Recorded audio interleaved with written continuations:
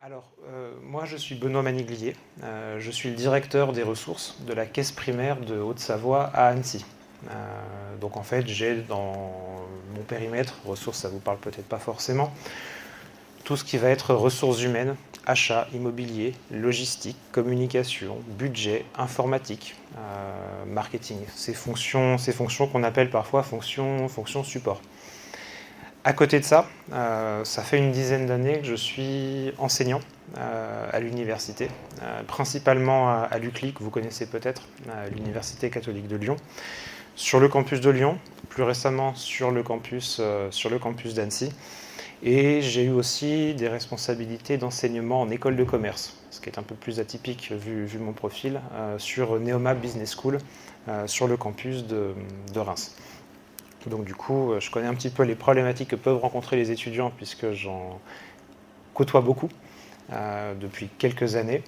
Et juste pour info, moi aussi je suis juriste de formation. À la base, juriste en droit public. Et j'ai complété ma formation en droit public par un master en droit social, relations du travail à Assas.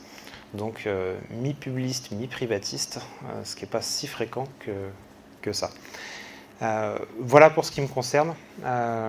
Je vais vous parler du coup maintenant de cette école et donc du coup du concours, de la scolarité et surtout des métiers qui permettent derrière d'être exercés. Peut-être un point d'abord peut-être d'introduction malgré tout. Est-ce que la notion de sécurité sociale, de protection sociale, est-ce que c'est quelque chose qui vous parle? Est-ce que vous voyez ce qu'il y a derrière? Quels sont les organismes, les missions, les fonctions? Ou pas du tout, et on peut en dire deux mots rapidement.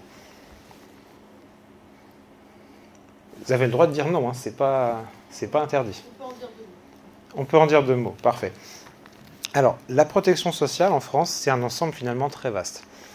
On va retrouver beaucoup de choses. On va retrouver dans un premier temps peut-être le cœur, les organismes de sécurité sociale, les caisses primaires d'assurance maladie, que vous connaissez forcément puisqu'elles gèrent le volet santé de quasiment tout le monde. Les CAF, en tant qu'étudiant, peut-être que vous êtes allocataire de la CAF sur au moins une prestation qui est celle du logement. Un autre type d'organisme qui ne vous concerne pas pour le moment, c'est la CARSAT, sur la dimension retraite. Et celui qui finance tout ça, c'est l'URSSAF, qui va gérer notamment tout ce qui est cotisation en France. On a depuis quelques années une cinquième branche qui va s'occuper des questions d'autonomie, en lien avec la perte d'autonomie et la dépendance. Et cet ensemble, il est complété par d'autres pour constituer la protection sociale. Donc vous voyez, ça fonctionne un peu comme des poupées russes. La petite poupée, c'est la sécurité sociale.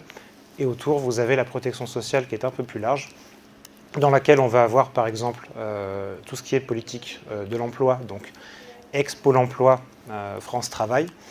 On va avoir également tout ce qui va être complémentaire santé, complémentaire retraite, qui là ne sont pas forcément des organismes publics, soit dit en passant, qui peuvent être des organismes privés, lucratifs, non lucratifs. Donc on est dans un environnement qui s'élargit progressivement. On a également une partie des agences régionales de santé qui interviennent dans ce sujet-là, par définition. Et on a les collectivités territoriales que vous connaissez, qui interviennent sur ces sujets. Les collectivités principales, c'est bien évidemment les mairies, à travers notamment leur centre d'action sociale, qui parfois peut être mutualisé en centre intercommunal d'action sociale. Le conseil départemental, qui est probablement la collectivité qui intervient le plus dans le secteur du social, et un petit peu les régions sur le volet de la formation professionnelle. Donc un ensemble finalement assez vaste. Pour vous donner quelques chiffres, les dépenses sociales en France, c'est 470 milliards d'euros par an. Ça paraît rien comme ça, mais en fait c'est 1,5 fois le budget de l'État. Donc c'est énorme. Ce qui place la France en fait comme étant le pays le plus dépensier en matière de social, puisqu'on dépense, si on laisse de côté la crise sanitaire, entre 33 et 35% de notre PIB tous les ans en dépenses sociales. C'est clairement notre premier poste de dépenses. Et donc quand on travaille dans ces organismes, on travaille effectivement sur des centaines de millions, voire des milliards d'euros. Pour vous donner un exemple, la caisse primaire de Haute-Savoie, tous les ans, c'est plus de 2 milliards d'euros de dépenses juste sur le segment de la santé. Donc c'est quand même assez important. Sur le territoire, c'est plus de 400 organismes répartis sur l'ensemble du territoire. Donc dans tous les départements, vous avez des organismes départementaux, des organismes régionaux, territoire métropolitain, territoire ultramarin, bien évidemment. On a aussi effectivement des représentations, que ce soit sur la partie Caraïbes, la partie océan Indien. Donc une large possibilité d'évoluer géographiquement. Et ça fait à peu près 160 000 collaborateurs, collaboratrices sur l'ensemble de ces organismes. Donc voilà un petit peu le décor qui peut être planté pour vous donner une petite introduction avec quelques chiffres. Bien évidemment, au-delà de l'aspect un peu organisationnel, la thématique sociale en France, elle est au cœur de l'actualité. Vous l'avez connu l'année dernière, ne serait-ce qu'avec le sujet des retraites, qui est toujours un sujet un petit peu vif quand on l'aborde par le biais législatif. Mais en réalité, c'est un sujet qui revient assez régulièrement. Pourquoi ? Parce que la thématique du social en France, c'est la thématique du vivre ensemble, c'est la thématique du contrat social, c'est ce qui nous lie les uns aux autres. C'est aussi pour ça que ça coûte d'ailleurs aussi cher. Et l'objectif finalement de tout ça, c'est de créer une société à la fois d'individus, mais à la fois aussi avec des mécanismes de protection collective. Donc, je passe maintenant sur cet aspect introduction pour vous parler du coup plus évidemment de l'objet. On va rentrer un peu dans le cœur de l'échange sur cette école. Cette école, c'est une des grandes écoles du service public. Vous en connaissez peut-être plus d'autres, l'INSP, l'ex-ENA. Vous connaissez certainement l'EHESP, c'est l'école qui forme les directeurs d'hôpitaux, qui est à Rennes. Et puis peut-être l'INET, qui est l'école qui forme les cadres dirigeants, notamment des collectivités territoriales, qui est à Strasbourg. Donc vous avez tout un tas en France de grandes écoles qui forment les cadres dirigeants sur des fonctions un petit peu spécialisées. Celle-ci, le N3S, va former les cadres dirigeants pour les organismes de sécurité sociale que j'évoquais du coup tout à l'heure. Et cette école est située à Saint-Étienne. Donc on est sur une logique d'école post-concours, ce qui veut dire qu'il faut avoir un bac plus 3 pour pouvoir s'inscrire au concours, comme pour l'INSP, comme pour le HESP, etc. Après, ce que je disais tout à l'heure dans le stand est vrai, on peut s'inscrire avec un bac plus 3. Dans la vraie vie, on ne va pas se mentir, souvent les gens ont déjà un master. Et parfois un master qui est complété par une préparation au concours dédié. Le concours, il est organisé, comme la plupart des concours, en 2 temps. Une phase avec des écrits et une phase avec des oraux. Les écrits sont organisés en juin et vous avez 3 épreuves. Une première épreuve obligatoire, une dissertation en protection sociale. Une deuxième épreuve obligatoire qui est une note de synthèse, épreuve classique dans les concours. Et une troisième épreuve qui est une épreuve à option, c'est-à-dire que c'est vous qui choisissez la matière. Je vous donne quelques exemples de matières que vous pouvez choisir. Vous pouvez choisir le droit public, vous pouvez choisir la culture générale, vous pouvez choisir l'économie, vous pouvez choisir l'étude de cas de management et plus récemment, éventuellement, tout ce qui est comptabilité, études financières.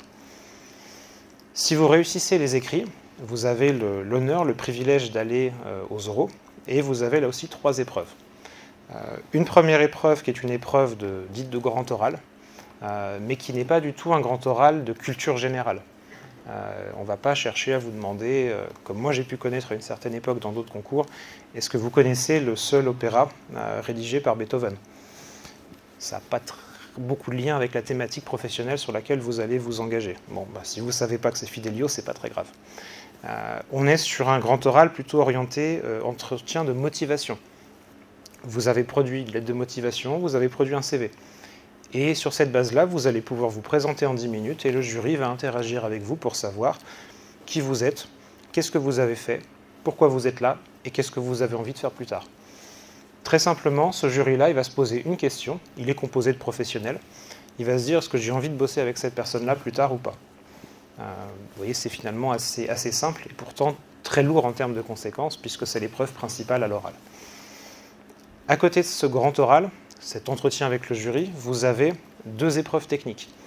Sur un format que vous connaissez, vous piochez un sujet et vous avez 20 minutes de préparation pour ensuite avoir une trentaine de minutes d'épreuve où vous avez un temps de présentation et un temps de questions-réponses.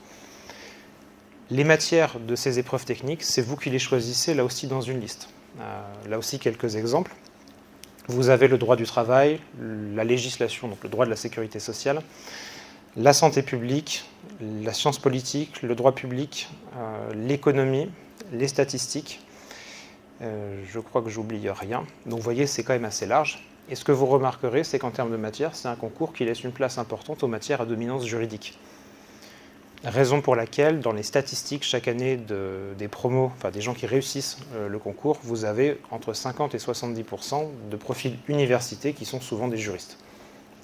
Ce n'est pas toutes les années comme ça, mais la plupart du temps, il y a quand même une belle représentation des juristes sur ce concours. Donc, les oraux ont lieu en septembre. Début octobre, vous savez si vous êtes admis ou pas. Et en janvier, la scolarité commence pour 18 mois, donc à Saint-Étienne. C'est une scolarité qui se veut assez professionnalisante. Pourquoi ? Elle a un objectif, c'est de vous préparer à prendre vos fonctions 18 mois plus tard. Donc le but, ce n'est pas de vous mettre en amphithéâtre pendant 18 mois. On considère que vous avez déjà eu un cursus avant, donc l'objectif n'est pas forcément là. Vous avez une scolarité qui est répartie finalement avec plusieurs grands ensembles, mais en fait beaucoup de stages. L'idée, c'est d'aller voir comment se font les choses, de faire aussi soi-même, avec des stages où vous allez pouvoir manager, des stages où vous allez pouvoir passer du temps dans une équipe de direction, par exemple, voir un petit peu comment ça fonctionne et faire des choses. Donc une vraie dimension, on ne parle pas d'alternance au sens premier du terme, mais ça peut y ressembler un peu. Et dans différents organismes, pour voir vraiment beaucoup de choses. Le reste de la scolarité, il est finalement organisé avec bien évidemment quand même quelques cours, un peu en amphi, il faut bien l'avouer, et pas mal de TD. Ces cours, ils ont vocation à vous outiller sur le management, sur les politiques publiques sociales, et sur des dimensions particulières du type comptabilité, ressources humaines, etc. L'idée, c'est vraiment de doter la promotion d'un socle commun de compétences qui vont permettre à tout le monde derrière de pouvoir prendre des fonctions dans de bonnes, voire dans les meilleures conditions possibles. En complément de cette dualité stage versus cours, on a aussi beaucoup en fait, de conduite de projets, qui sont des projets proposés par des vrais organismes sur des vrais sujets, confiés à des groupes d'élèves qui vont devoir travailler pendant une durée déterminée et produire quelque chose qui derrière aura vocation à être décliné dans la vraie vie. Donc là aussi on rejoint, ce n'est pas exactement du stage, mais c'est la dimension professionnalisante.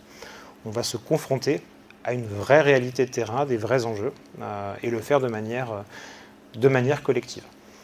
Donc la scolarité dure 18 mois, je vous l'ai dit, elle est à Saint-Étienne. Pendant cette scolarité, vous êtes rémunéré. Vous êtes rémunéré à peu près 2000 € bruts mensuels. Vous êtes hébergé sur Saint-Étienne si vous le souhaitez, il n'y a pas d'obligation. Mais l'école met à disposition des logements à tarif, on va dire, compétitif. Déjà que Saint-Étienne, c'est compétitif par nature, mais là, ça l'est d'autant plus. Tout ce qui est prise en charge lors des stages, etc., c'est bien évidemment à la charge de l'école. Et l'idée, c'est qu'ensuite, vous puissiez, au bout de 18 mois, donc, sortir sur un premier poste. Ce premier poste, contrairement à certains concours, on n'est pas dans une logique de classement, où vous savez, le premier choisi dans la liste, le deuxième choisi, et le dernier... Il vaut mieux pas être le dernier dans ces cas-là. Là, on n'est pas du tout dans cette logique. Généralement, vous avez 3 fois plus de postes proposés aux élèves que d'élèves dans la promo. Des postes un peu partout, France entière, et dans différents types d'organismes sur différents métiers. Chaque élève a la possibilité d'aller candidater sur un poste. Il est reçu par le directeur de l'organisme, il ou elle, et derrière, le directeur choisit tout simplement la personne qu'il estime être la plus adaptée au poste. Ce qu'il faut avoir en tête, c'est que généralement, en 2 candidatures, tout le monde a un poste dans la promo. Ce système, il est souple, parce qu'il permet déjà, de choisir sa géographie. Si vous voulez être à tel endroit et pas à tel autre, ben c'est possible. Il permet de choisir son type d'organisme. Est-ce que je veux travailler sur la maladie, sur l'enfance, sur la retraite, etc. Et il permet de choisir son métier. Généralement, c'est les 3 critères que les élèves ont quand ils sont dans cette phase de sélection du poste. Et ça permet voilà, de concilier un petit peu les choses. Et la notion de souplesse, elle est importante parce que c'est vraiment le fil rouge de la construction de nos carrières. On choisit son premier poste et la carrière ensuite, elle se fait au gré de nos choix. C'est-à-dire qu'on n'est pas dans un système où vous pouvez arriver un lundi matin au bureau, vous avez un arrêté de nomination qui vous nomme à l'autre bout de la France, avec 2 semaines pour déménager, parce que sinon c'est pas drôle. Ça ne marche pas comme ça chez nous. Vous avez une bourse des emplois, avec tout au long de l'année des postes qui sont disponibles, et la possibilité d'aller ou pas candidater dessus. Ce qui veut dire que si vous êtes dans une logique de vouloir progresser rapidement en termes de carrière, vous avez la possibilité de candidater, d'augmenter votre périmètre, de changer peut-être d'activité, de progresser en tout cas en termes de hiérarchie assez rapidement. A contrario, si vous êtes dans une logique de plus conciliation vie pro, vie perso, de prendre votre temps au début ou plus tard dans la carrière, c'est possible. Personne ne va venir vous voir en vous disant « ça fait 10 ans que tu es sur ton poste, demain c'est fini ». Ça nécessite vraiment d'être, j'allais dire, consentant quelque part, de vouloir s'investir sur le poste d'après. Bien évidemment, je le redis, une carrière, elle se construit en termes de progression avec des mobilités, on ne va pas se mentir. Des mobilités fonctionnelles et éventuellement des mobilités géographiques, mais pas forcément exclusivement avec des mobilités géographiques. Donc, le choix, il est vraiment laissé à tout un chacun. Et c'est vraiment ce qui va se passer tout au long de la carrière. Ce qui veut dire que vous avez des personnes qui vont pouvoir devenir directeur général, directrice générale finalement assez jeunes, et d'autres qui le seront peut-être jamais. Mais quelque part, c'est quelque chose de consenti et d'assumé. Peut-être pour vous donner quelques éléments un petit peu spécifiants sur la carrière, elle permet d'aboutir quand même à des métiers finalement assez variés. Elle vous permettra d'être sur des sujets de type support comme je le suis, donc RH, etc. Elle vous permettra d'être sur des fonctions plus de relations clients, relations avec les assurés, avec les partenaires extérieurs notamment.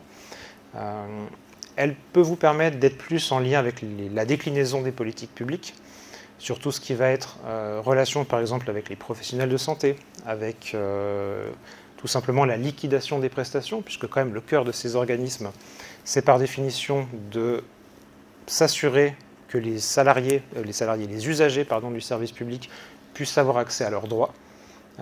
Donc prestations, remboursement en santé, prestations CAF que vous connaissez, percevoir sa retraite, etc. Le but de ces organismes, c'est aussi ça. Mais il faut bien évidemment derrière des gens pour gérer tout ça. L'intelligence artificielle ne nous remplacera pas tous demain, donc il faut pouvoir effectivement avoir des gens compétents sur ces sujets. Et donc on a vraiment cette large diversité de métiers. La scolarité, elle permet aussi du coup d'aller sur des métiers en détachement de la fonction publique. Ça, il faut le savoir. C'est un peu plus rare, mais ça existe. On a des EN3S qui sont à la Cour des comptes, à la Cour de cassation, dans les administrations centrales et parfois dans les cabinets ministériels. C'est aussi des possibilités qui sont ouvertes aux lauréats du concours. Il faut avoir en tête un élément important, nous ne sommes pas fonctionnaires. Nous sommes des organismes privés chargés d'une mission de service public. Donc nous sommes en CDI avec une convention collective qui est à peu près aussi protectrice que le statut de la fonction publique ou que les statuts de la fonction publique, mais qui a quand même à date un avantage, c'est qu'on est mieux rémunéré au sein des organismes de sécurité sociale que dans la fonction publique. Ça, c'est important de l'avoir en tête. C'est un élément qui est quand même pas neutre. Ouais. C'est-à-dire qu'il n'y a pas d'obligation d'exercice pendant certaines années. Si. Vous avez une obligation de servir, alors on dit l'État, mais une obligation de servir de 6 ans en sortant de l'école. 6 ans, ça passe quand même assez vite. Et une fois que ces 6 ans sont passés, vous avez la possibilité de poursuivre, ou peut-être parfois, certains d'ailleurs le font, de quitter l'institution, d'aller faire du consulting, d'aller travailler dans le secteur privé, mutuel, assurance, etc., qui sont des recruteurs qui apprécient les profils, puisqu'en fait c'est les mêmes métiers, sauf qu'il y en a un qui est public, l'autre qui est privé lucratif. Donc clairement, c'est des possibilités d'évolution de carrière qui existent assez facilement, ou d'ailleurs d'aller travailler de manière pérenne dans d'autres services publics. On a des EN3S qui sont allés par exemple de manière pérenne dans des conseils départementaux, régionaux, etc. C'est aussi une possibilité qui est ouverte aux lauréats du concours. Donc voilà un petit peu les éléments un petit peu spécifiants, peut-être par rapport à d'autres à d'autres métiers du secteur public, même si encore une fois on a la possibilité d'aller les exercer aussi, de la même manière que eux peuvent venir aussi en détachement chez nous, mais c'est peut-être un petit peu plus rare dans ce sens-là. Donc voilà un petit peu la présentation du dernier item, c'est-à-dire les métiers. Peut-être pour le rendre un petit peu moins descendant, est-ce que vous avez des questions ou des remarques? Et on pourrait presque céder le micro à deux des personnes qui sont dans la pièce, puisqu'elles sont actuellement en formation à l'école. Les promotions sont constituées de combien d'étudiants? Alors, en ce moment, on est sur une promotion globale qui est composée de moins de 60 étudiants. On est selon les années 54-55, avec un découpage en fait où on a la moitié de la promo qui est du concours externe, presque la moitié qui est le concours interne, c'est-à-dire des gens qui sont déjà salariés des organismes et qui ont 4 ans d'ancienneté, qui ont à passer un concours réservé. Et je dis presque la moitié parce que vous avez généralement 2 à 3 personnes qui sont des personnes qui sont issues de ce qu'on appelle le 3e concours. C'est-à-dire que c'est des externes, mais qui ont une ancienneté professionnelle significative, qui vont passer un concours réservé, mais un concours qui n'a que 2-3 places selon les années, donc est un concours quand même assez sélectif. Mais généralement, c'est vrai que c'est des petites promos. Est-ce que vous connaissez le taux de réussite à peu près du premier concours Alors, d'étudiants classiques? le taux de réussite du concours, il varie un petit peu selon les années. Ce que je peux vous dire, c'est que la tendance, elle est quand même à la baisse de la participation au concours. Je vous donne des exemples très concrets. Moi, j'ai passé le concours, on était en 2015. 2015, 933 inscrits, 29 places. Bon, c'était sélectif, hein, mais aujourd'hui, on est plus sur toujours 29 places, mais plutôt sur entre 200 et 300 inscrits. Et inscrit ne veut pas dire présent aux 3 épreuves. Les personnes effectivement présentes aux 3 épreuves, ça fluctue selon les années, mais dernièrement, on était plus autour des 150, 150-200. Donc, ce qui veut dire que la sélectivité baisse et que quelque part, il y a un effet d'aubaine en ce moment qui permet d'accéder à ces fonctions-là de manière moins concurrentielle que par le passé.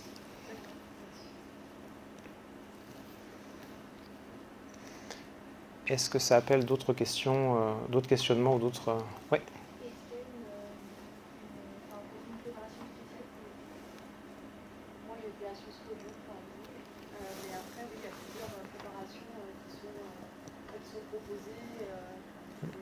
En fait, l'école a des centres de préparation qui sont conventionnés. C'est-à-dire qu'en fait, le N3S s'assure de la qualité des enseignements qui sont dispensés pour préparer le concours. Donc vous avez 15-16 centres de préparation qui sont conventionnés un peu partout en France. À Lyon, vous en avez 2. Celui qui vient d'être évoqué donc à Sciences Po Lyon, et le second qui est à l'UCLI, c'est celui qu'effectivement je gère, et qui en fait... ces centres conventionnés par rapport à des prépas classiques ont des particularités, c'est que souvent les cours sont animés par des professionnels. Alors pourquoi est-ce que c'est un avantage? Parce que ça permet déjà d'avoir effectivement de la matière fraîche par définition sur la préparation du concours, d'avoir des gens qui l'ont passé, c'est toujours mieux, pour derrière pouvoir retranscrire un petit peu la réalité de ce que ça peut être. Et puis parce qu'aussi, préparer un concours, c'est pas que des épreuves, en tout cas, c'est pas que des dissertations, des notes de synthèse, etc. C'est aussi de réaliser des stages. Et que par définition, quand vous avez les recruteurs en face en cours, ça permet de trouver des opportunités de stage assez rapidement et assez facilement. Parce que pour un grand oral, on va pas se mentir, quelqu'un qui arrive avec un stage, un CDD, une alternance, etc., c'est mieux que quelqu'un qui n'a jamais mis les pieds dans telle ou telle structure. Et cette remarque-là, elle vaut pour l'ensemble des concours et l'ensemble des métiers d'ailleurs. Oui. Ma question, c'est est-ce qu'il existe un groupe sur les réseaux sociaux avec des anciens candidats? Oui. En fait, il y a quelques années, alors je faisais partie des gens qui avaient fondé ça en 2016 ou 2017. Les élèves en fait, de la promo en cours avaient créé à l'époque un petit groupe très informel au début, pour en gros aider les gens qui préparaient le concours avec des conseils, avec des entraînements à l'oral aussi, avec des corrections de copie. Et en fait, chaque promo s'est passé le relais sur ce sujet, donc chaque promo l'a enrichi, l'a développé. Je vais dire, ceux qui nous ont succédé ont fait vraiment un gros boulot là-dessus. C'est devenu quelque chose qui est quasiment une préparation au concours gratuite aujourd'hui. Et ça, vous pouvez le retrouver effectivement sur l'ensemble des réseaux sociaux, LinkedIn, etc. N'hésitez pas à regarder aussi le site internet de l'école de l'EN3S qui est très très complet, qui est très documenté, il y a beaucoup de choses. Il y a des podcasts, il y a des vidéos, il y a une chaîne YouTube. Vraiment, il y a énormément d'éléments à la fois pédagogiques et voilà, de conseils qui vont vous permettre de réussir cette épreuve.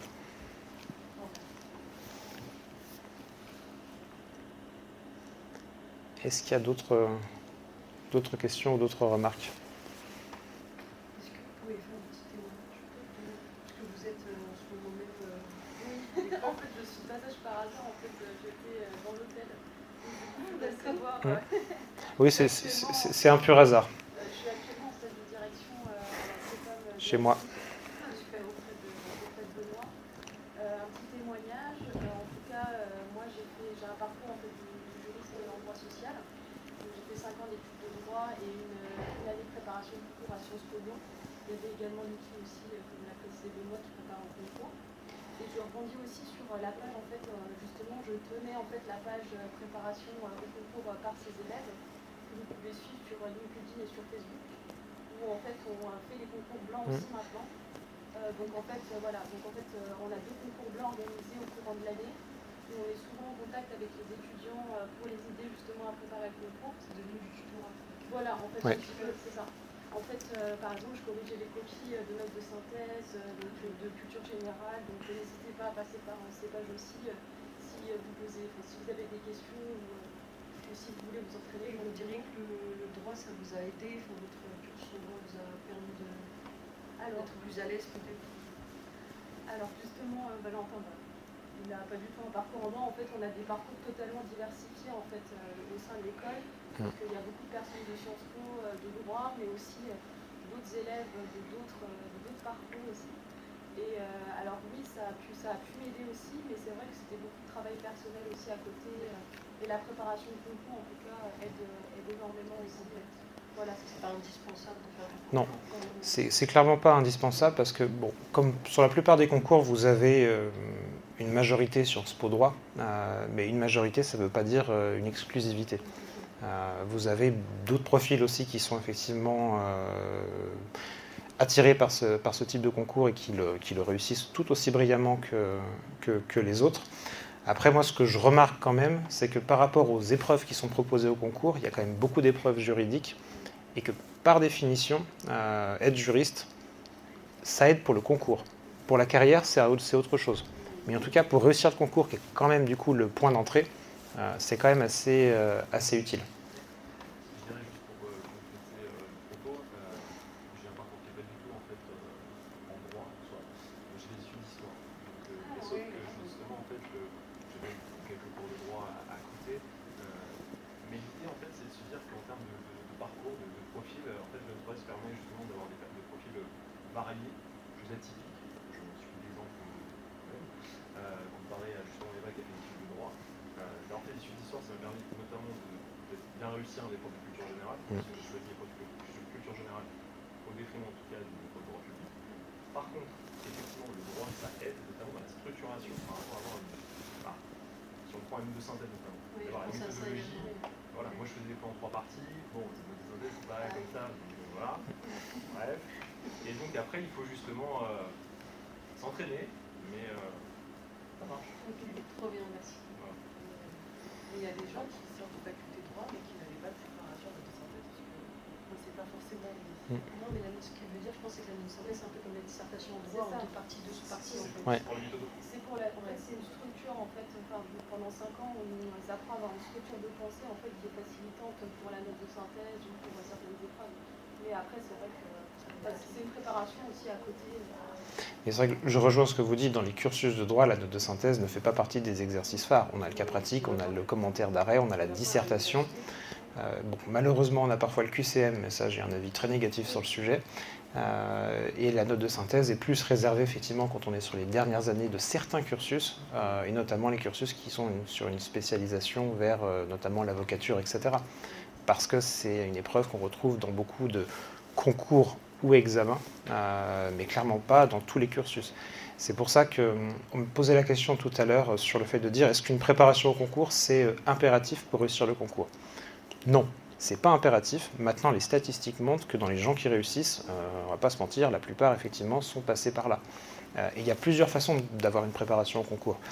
On peut le faire en parallèle de son Master 2, mais on va pas se mentir, c'est pas l'année la plus épanouissante parce que du coup il y a beaucoup de choses à faire sur un temps court. Il faut réussir le diplôme parce qu'il faut réussir le Master 2, c'est important. Il faut préparer le concours à côté. Et vous avez des personnes qui le font en 2 temps en disant je valide mon Master 2 et l'année d'après, effectivement, je prépare le concours avec une prépa et je me dédie complètement à cet exercice-là. Vous avez les 2 façons de le faire et vous avez des gens qui réussissent des 2 manières, régulièrement. Mais c'est vrai que je vous rejoins par rapport à des études de droit. On va peut-être plus apprendre la note de synthèse en prépa que pendant les études elles-mêmes.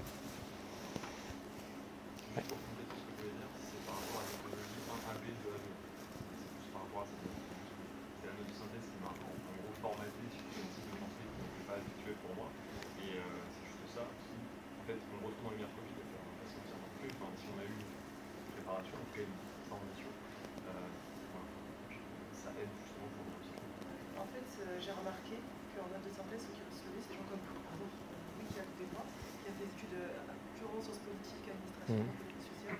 Eux, ils ont fait des notes de synthèse. Ils ont été Régulièrement, oui.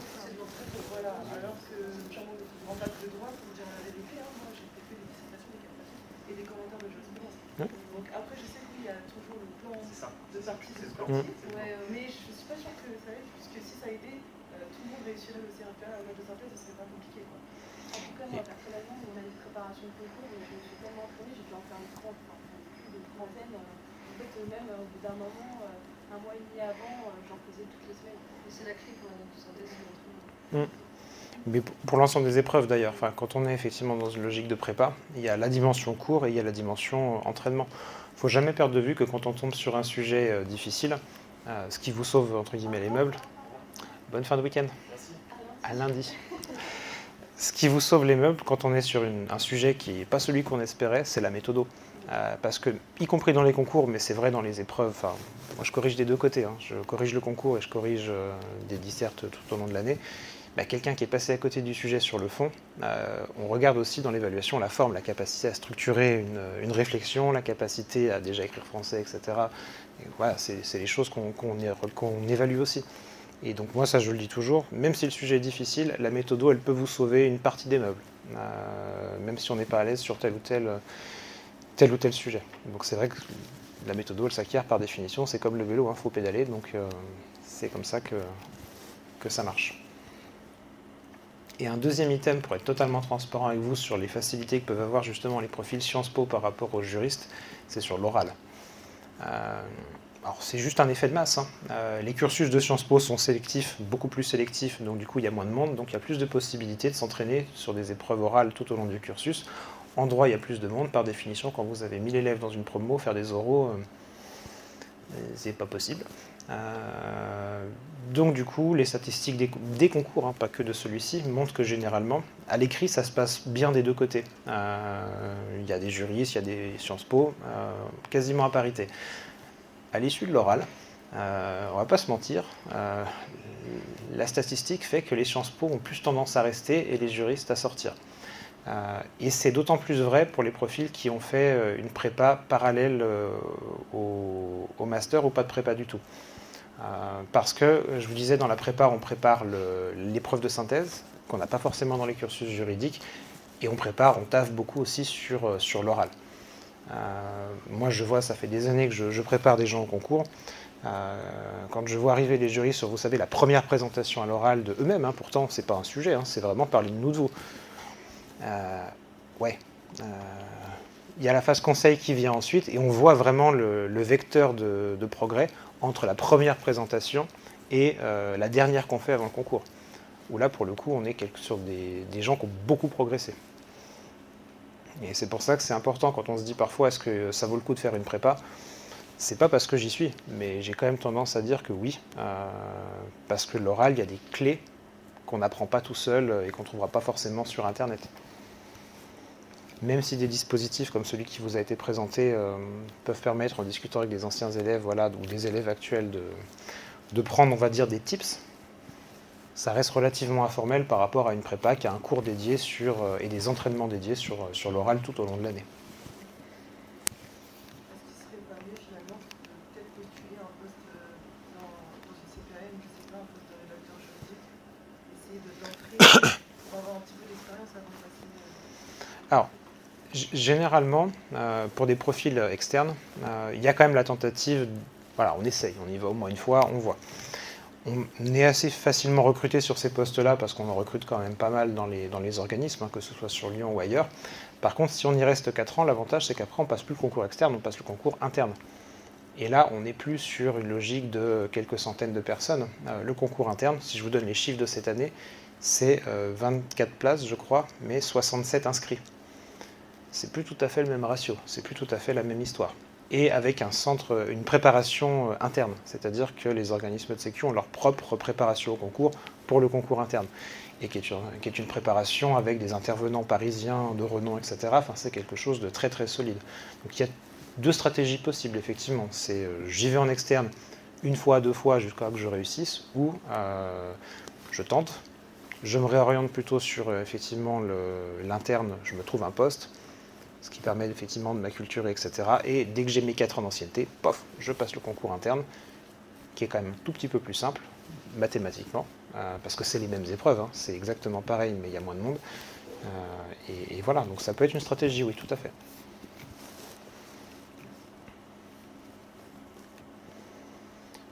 Est-ce qu'on a fait le tour? Ouais. Merci pour votre présence, votre patience, et puis du coup pour cette phase d'interaction qui est toujours de toute façon la plus agréable. Merci.